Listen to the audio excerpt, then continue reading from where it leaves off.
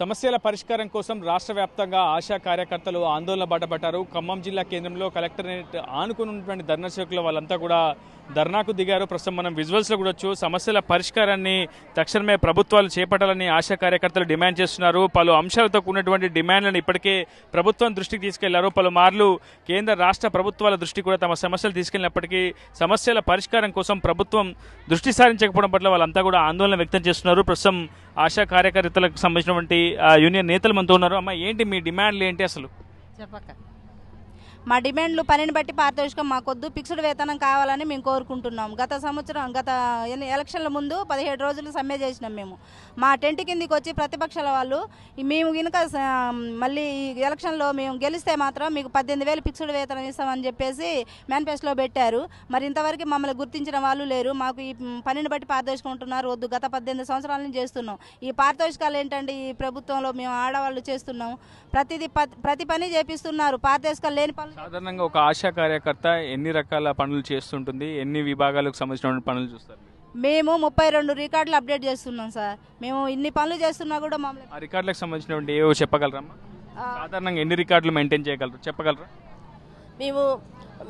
మేము గర్భిణీ కానుంచి, మరి కిషోర బాలికల కానుంచి, గర్భిణీ కానుంచి, డెలివరీ కానుంచి, బాలింతల కానుంచి, బీపీ షుగర్ వాళ్ళ కానుంచి, ఇంకా ప్రతి ఒక్క క్యాన్సరు, లెప్రసీ, మళ్ళీ తర్వాత ఇంకా టీబీ వాళ్ళు మొత్తం కూడా ప్రతి ఒక్క సర్వేను కూడా మేము అప్డేట్ చేస్తున్నాం సార్. ప్రతి ఒక్క పని కూడా మేము ఎక్కువ చేస్తున్నాం. గత 2005 నుంచి కూడా మాకు ఇదే కష్టాలు సార్.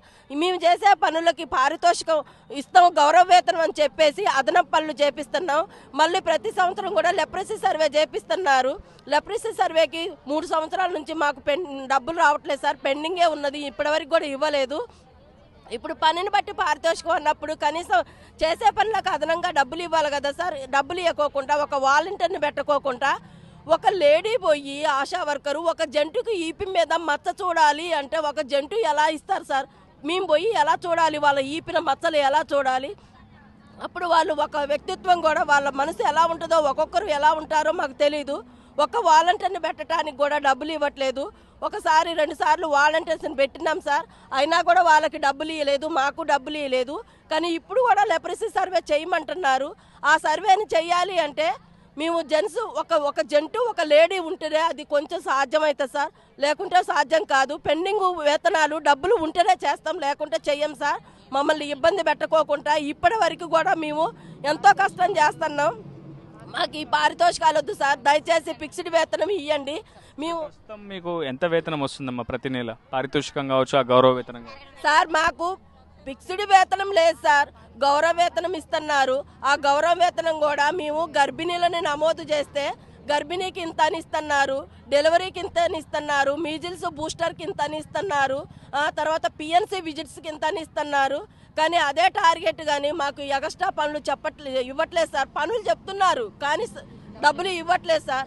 మా ప్రభుత్వం అదనంగా చేయించుకున్నటువంటి సర్వీసులకు ఏమైనా అదనంగా ఏమైనా బడ్జెట్ చెల్లించడం ఇట్లాంటివి ఏమైనా ఉందా? లేదు సార్, అదనంగా ఏమి ఇవ్వట్లేదు సార్. మాకు చెప్తున్నారు, ఇస్తామంటున్నారు. మేము చేసేటప్పుడు మాకు ఆశ ఏంటంటే ఇంకా గవర్నమెంట్లో ఫిక్స్డ్ వేతనం ఏమైనా చేస్తారేమో, ఇంకా 2005 నుంచి ఇప్పటి వరకు కూడా మేము ప్రభుత్వం వారితో ఎన్ని ప్రభుత్వాలు మారినాయి సార్. అప్పటి నుంచి కూడా మేము ఎదురు చూస్తున్నాం. ఇక ఈ ప్రభుత్వం ఇస్తుందా అని ఆశతో ఎదురు చూస్తున్నాం సార్. మేమందరం పేదంటి గ్రామీణ ప్రాంతంలో ఎన్నుకోబడిన వాళ్ళం సార్. మేము వాళ్ళ ఏనేమో ట్రైనింగ్ అయిన వాళ్ళు ఉన్నారు సార్. వాళ్ళు ఇంకా ఇక్కడ జాబులు చేయకోకుండా పెద్ద చదువులు చదివి, ఏఎన్ఎం చదువులు చదివి అందరూ కూడా చాలామంది ఎంతో బాధపడుతున్నారు సార్. పిల్లలు పేదవాళ్ళు. మా కుటుంబాల పోషణ లేదు సార్. మాకు చాలా ఇబ్బందిగా ఉంది. ఈ రోజుల్లో రేట్లు చూస్తే చాలా రేట్లు ఎక్కువగా ఉన్నాయి సార్. మేము ఎలా బతకాలి, ఎలా ఉండాలి, ఎలా తినాలి సార్? మమ్మల్ని అర్థం చేసుకొని కనీసం ఫిక్స్డ్ వేతనం 18,000 ఇవ్వమన్నాం సార్. మేము ఎక్కువ కోరుకోవట్లేదు సార్. దయచేసి మీ ప్రభుత్వానికి మేము నమస్కరించి చెప్తున్నాం సార్. మా మనవల్ని ఆలకించండి సార్, ప్లీజ్ సార్. ఫిక్స్డ్ వేతనం చేయండి సార్. బట్టి గారి ప్రభుత్వం ఇది.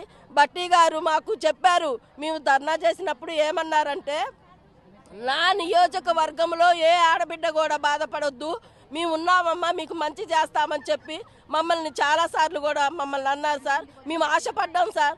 మాకు ఎలక్షన్ల ముందు చెప్పారు. బట్టి సార్ కూడా ఏమన్నారు, మీ ఆడబిడ్డలు బాధ పెట్టవమ్మా, మీరు మమ్మల్ని గెలిపించండి, మేము తప్పకుండా మీకు సాయం చేస్తామన్నారు. ఆ మాట నిలబెట్టండి సార్, దయచేసి మమ్మల్ని అర్థం చేసుకోండి సార్.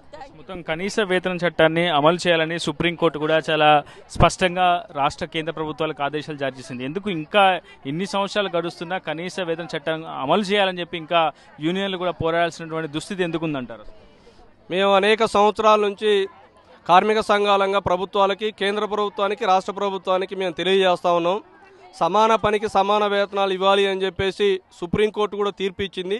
ఆ తీర్పును కూడా అమలు చేయాలని చెప్పేసి అనేక సందర్భాలు మేము ప్రభుత్వాల దృష్టికి తీసుకెళ్తా ఉన్నాం. ప్రభుత్వాలు మాత్రం పట్టించుకోకుండా నిర్లక్ష్యంగా వ్యవహరిస్తూ ఉంది. ప్రత్యేకించి స్కీమ్ వర్కర్ల పట్ల, అందులో ఆశా వర్కర్ల పట్ల అటు కేంద్రం కానీ ఇటు రాష్ట్రం కానీ తీవ్రమైనటువంటి నిర్లక్ష్యం చేస్తూ ఉంది. పనికి తగ్గటువంటి పనులకు, అంటే పని చేస్తున్న వాటికి కూడా డబ్బులు ఇవ్వమని అడుగుతుంటే కూడా ఇలా చేతులు ఎత్తేస్తున్న పరిస్థితి ఉంది. గౌరవ వేతనంతో పనిచేస్తారు, వీళ్ళు గౌరవ వేతనం కింద తీసుకునే వాళ్ళు వేతనాలు అడగకూడదని చెప్పేసి ఇట్లాంటి కారణాలు చెప్పి వాళ్ళ వేతనాలు నిర్ణయించకుండా చేస్తూ ఉన్నారు. అసలు కనీసం ఆశా వర్కర్లను కార్మికులుగా గుర్తించట్లేదు ప్రభుత్వాలు. ఆశా వర్కర్లందరినీ కార్మికులుగా గుర్తిస్తే కార్మిక చట్టాలు వీళ్ళు అమలు చేయడానికి అవకాశం ఉంటుంది. కాబట్టి కనీసం వీళ్ళని కార్మికులు అంటానికి కూడా లేదు. గౌరవ వేతనం కింద పనిచేసే వర్కర్లుగా వీళ్ళని పిలుస్తున్నారు తప్ప కార్మికులుగా అనే పదాన్ని కూడా వీళ్ళు మెన్షన్ చేయకుండా కార్మిక చట్టాలకు దూరంగా వస్తున్నటువంటి పరిస్థితి. గతంలో జిల్లా కలెక్టర్లకు, ముఖ్యమంత్రి వరకు కావచ్చు, డిప్యూటీ సీఎం వరకు దృష్టికి తీసుకెళ్లారు ఈ సమస్యల గురించి. వాళ్ళు కూడా గతంలో సానుకూలంగా స్పందిస్తామని చెప్పారు. కానీ ఆ తర్వాత ఇప్పటి వరకు కూడా ఈ అంశంపై ఒక సమగ్ర వివరణ కావచ్చు, ఆ నివేదిక కావచ్చు, అక్కడ ఉన్నటువంటి క్షేత్రస్థాయిలో వేతనాలు పెంచాల్సిన అంశంపై ఏమైనా ప్రభుత్వం నుంచి స్పందన వచ్చిందా? గతంలో మేము బీఆర్ఎస్ పార్టీ అధికారంలో ఉన్నప్పుడు చాలాసార్లు సమ్మెలు చేశాం.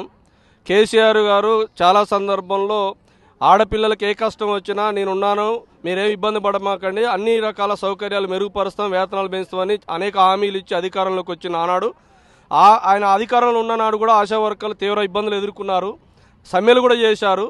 ఆ సమ్మెలు చేసేటప్పుడు కాంగ్రెస్ నాయకులు, ముఖ్యంగా ఈరోజు ప్రభుత్వంలో ఉన్నటువంటి పెద్దలందరూ కూడా మా టెంట్ల దగ్గరికి వచ్చి బీఆర్ఎస్ ప్రభుత్వం ఆశా వర్కర్లకు అన్యాయం చేస్తూ ఉంది, కాబట్టి మేము అధికారంలోకి మాకు అవకాశం ఇవ్వండి, మేము వేతనాలు పెంచుతామని చెప్పేసి అన్ని సభల్లో కూడా ఇలా కాంగ్రెస్ నాయకులు మాట్లాడారు. కానీ ఇలా సంవత్సరం అయింది కాంగ్రెస్ ప్రభుత్వం అధికారంలోకి వచ్చి, కానీ ఈ రోజు వరకు కనీసం ఆశాల సమస్యలు ఏంటి అనేది వినడానికి కూడా ఇలా మంత్రులు సిద్ధంగా లేరు, అధికారులు కూడా పట్టించుకోవట్లేదు. జిల్లాధికారుల దృష్టి కూడా తీసుకెళ్ళాం, కనీసం వీళ్ళు చనిపోతే ఇన్సూరెన్స్ ఆదుకోవడానికి ఇన్సూరెన్స్ కూడా లేదు. అంటే గాల్లో దీపంలాగా ఉన్న రోజులు చేయడం, తర్వాత దీపం ఆరిపోయిందని పక్కన నెట్టేయడం తప్ప చనిపోయినటువంటి ఆశా వర్కర్కి కనీసం ప్రభుత్వం నుంచి ఎలాంటి సాయం అందించట్లేదు. మేము పోయినసారి జిల్లా కలెక్టర్ గారు చెప్పాం, ఈ జిల్లాలో 3 మంత్రులు ఉన్నారు, విడిగా మంత్రులు కూడా కలిసి రిప్రజెంటేషన్లు ఇచ్చాం.